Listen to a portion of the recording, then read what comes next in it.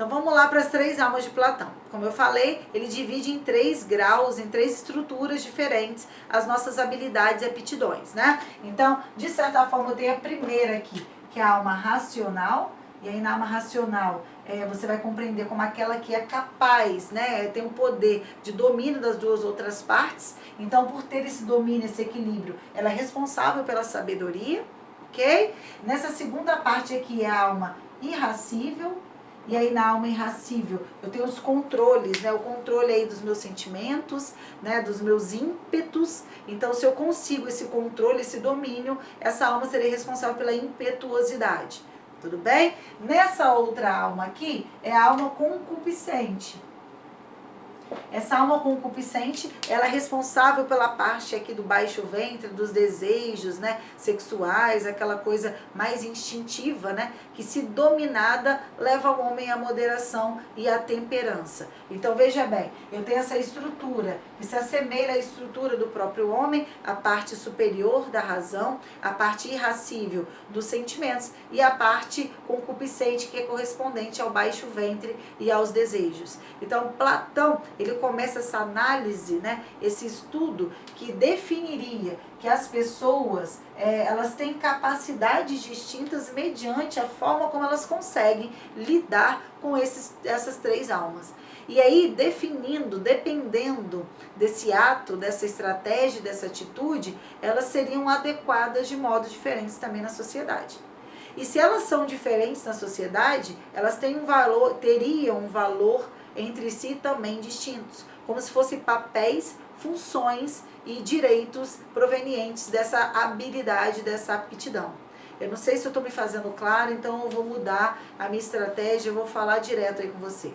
Em outras palavras, o que Platão está querendo te dizer é que uns nascem para pensar, outros nascem para guerrear, e outros nascem para os artesãos, para as guerras, para a parte mais manual e artística.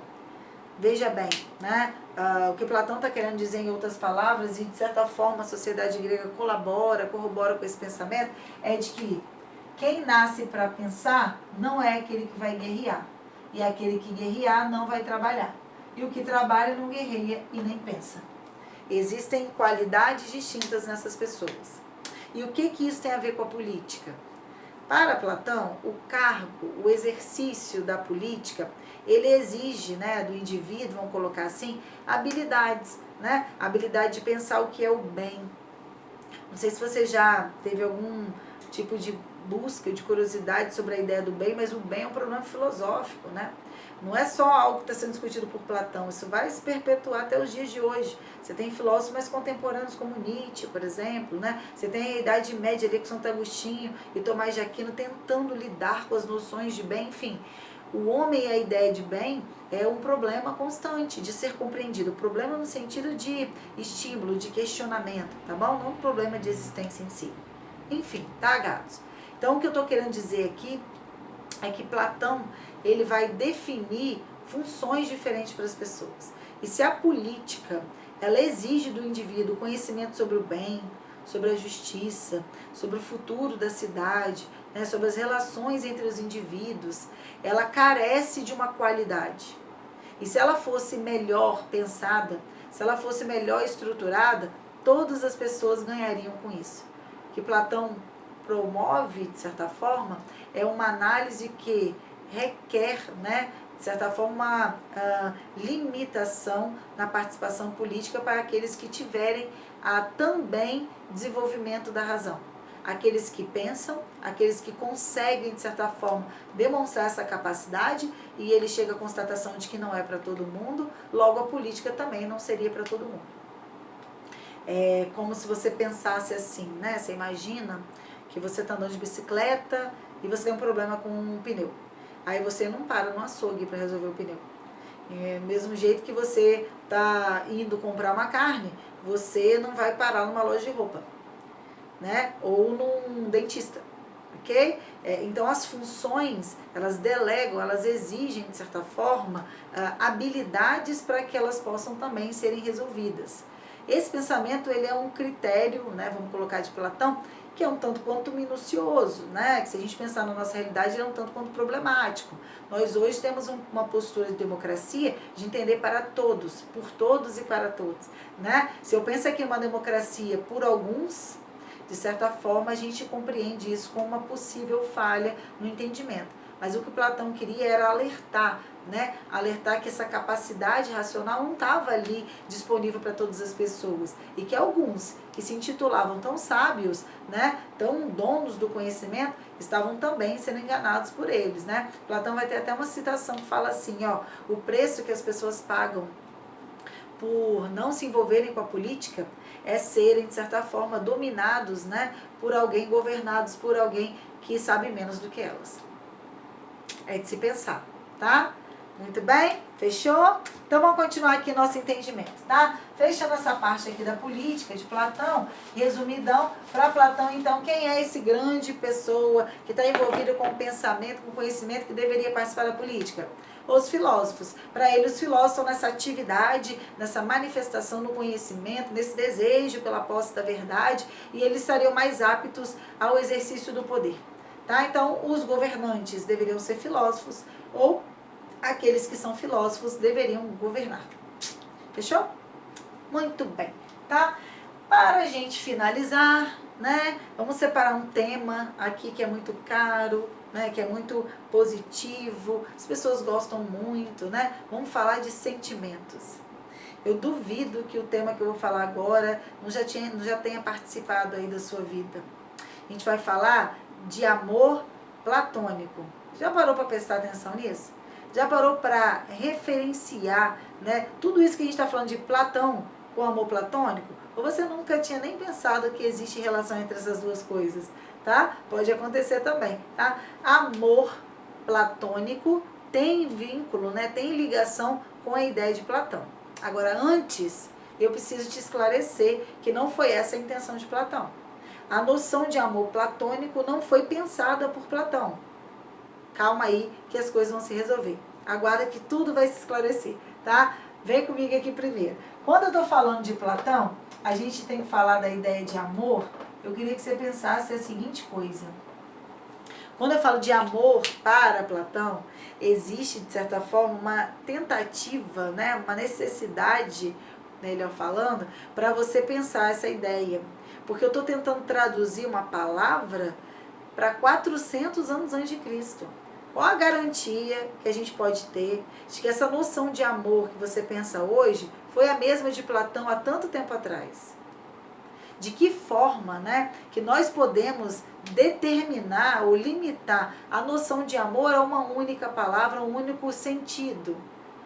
O amor é um tipo de palavra muito aberto, que é sentido por pessoas de formas diferentes, né? Que é demonstrado pelas pessoas de forma diferente, que é percebido de formas múltiplas, né? Existe amor entre irmãos, entre amigos, amor entre pais e filhos, ok? Amor de namorado, né? Amor por coisas, amor por si mesmo, amor próprio. Olha que doideira, tá? Então, assim, quando eu falo de amor, eu queria que você pensasse, expandisse essa sua percepção, porque não existe um tipo de amor. Agora, como é que eu olho para Platão e falar o amor de Platão, então é esse que eu estou pensando. Queria que você abrisse, então, a sua mente para essa compreensão. A noção, a ideia de amor pode ser pensada de formas diferentes. E é aí que entra a explicação que eu quero te dar, tá? Por quê? A tradução para o amor de Platão, à época, o mais próximo que a gente pode conseguir é o conceito, a expressão de eros. Ok? Para Platão, ele traduziu a época dentro desse sentido traduzido aí, que é o eros, tá? O que você entende como eros? O que te lembra a expressão, o conceito, a palavra eros? Eros lembra erótico, erotismo, né? E aquilo ou algo que é erótico é aquilo que promove, que carece, que está vinculado com o desejo. Então, eros está relacionado ao desejo. Então, amor para Platão é desejo. Amar é desejar. Agora, veja bem, vamos continuar o entendimento. Ó. Para amar algo, para desejar esse algo, se faz, então, necessário uma certa falta. Porque, assim, eu desejo aquilo que eu não tenho. Você consegue entender isso para mim? Nós desejamos aquilo que não temos, né? Ninguém fala assim, eu queria tanto uma caneta preta que eu já tenho. É algo até absurdo de se pensar, tá? Então, acompanha comigo aqui que a gente ama, a gente deseja o que não tem. Então, amamos o que desejamos e desejamos aquilo que nos falta. O amor se dá na falta.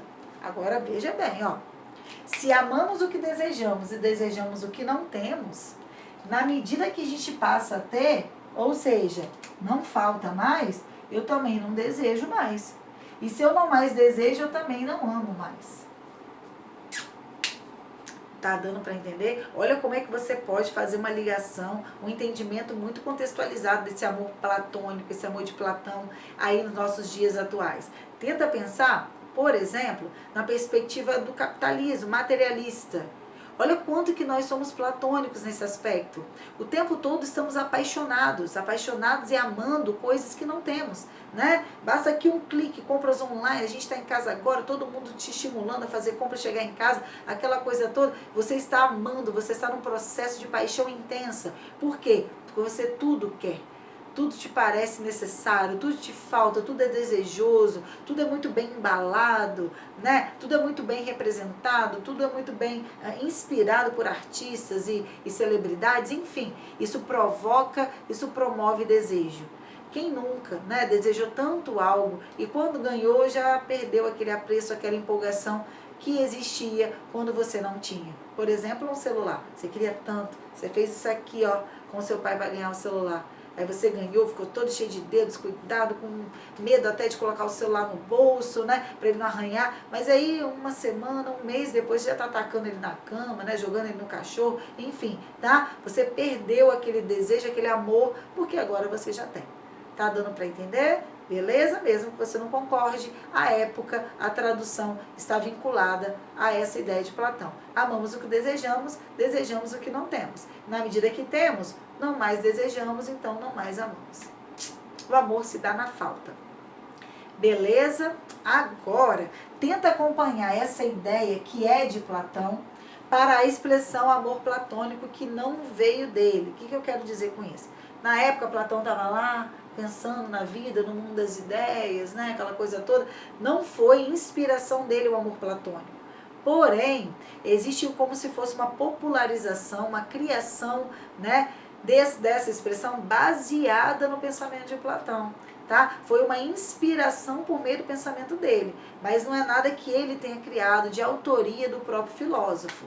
Beleza? Então, olha só, vamos entender e lembrar essa ideia de amor platônico. Pensa em algo ou alguém que é do seu amor, que é do seu desejo. Muito bem. Por que é amor platônico?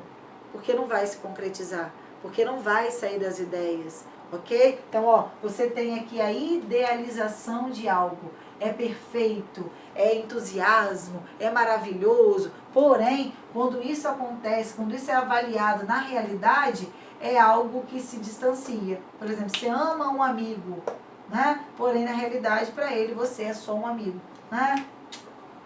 Friendzone, né? Acabou. Sem chance para você, né? Você ama um artista da TV, mas na realidade ele nem sabe que você existe. Ok? Então, amor platônico é amor não correspondido. Não existe equivalência, não existe correspondência equivalente entre o pensado, o idealizado e o real e o concreto. Fechou? Não sai triste dessa aula, tá bom? Não fica triste, é a vida que segue, né? É assim que acontece com você, com todo mundo, com todos nós. Somos guiados e movidos por amor platônico.